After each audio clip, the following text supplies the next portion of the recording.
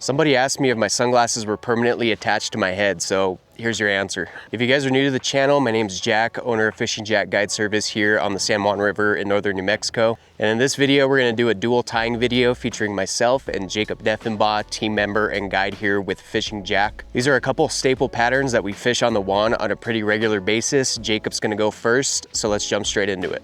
All right, guys, got another red larva pattern for you here. I like to call this one the bright red larva. I like a little thicker thread for this fly, so it's not too thin. It's kind of a thicker red larva, but you can tie it however you like. I'll spin the thread a little bit for some segmentation. It's probably my most used red larva.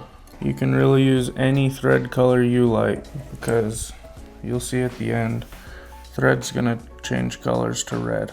So get a basic yellow Sharpie, just coat the whole fly. I like to get a toothpick and just add some super glue on the toothpick, and then just cover the fly in super glue, and you'll see, kind of rub it in a little, it'll start to turn red. This is one of those patterns where when I have a trip the next day and I need a quick red larva, this is my fast tie. Really solid tip there from Jacob that not a lot of people know about. We're gonna jump into my pattern now. This is not my Midge pattern. I did not create this. You can buy these at the local fly shop, but it's a staple. I keep it in my box. Let's jump into it. All right, now I'm back on the vise. This is gonna be another quick little red larva.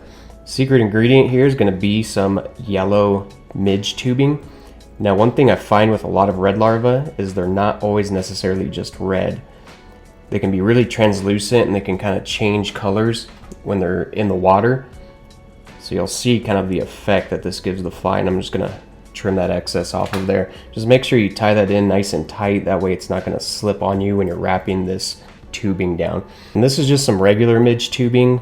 If you go too big, this fly can get bulky pretty quick, but I don't wanna take my thread all the way down the shank because I want some of that red hook shank to kind of poke through. So we'll go down there, just past where the barb is, and then we'll start making our way back up. Touching wraps until you get back up to the top, and you can kind of start to see that yellow poking through. Tie that off with a couple wraps. Trim your excess. Careful not to pull that too hard because you don't want it all to fall apart on you. And we will just throw in a couple whip finishes in there. Very simple, basic larva pattern, and I will fish this in anywhere from size 18 down to 22. Great winter bug, but you can also fish this in the summer. Well, there you have it. Couple San Juan River staple patterns for you there. Very simple, quick guide flies. As always, thank you guys so much for watching another video. If you're interested in getting out on the water with myself or with anyone else on the team, click the link in the description.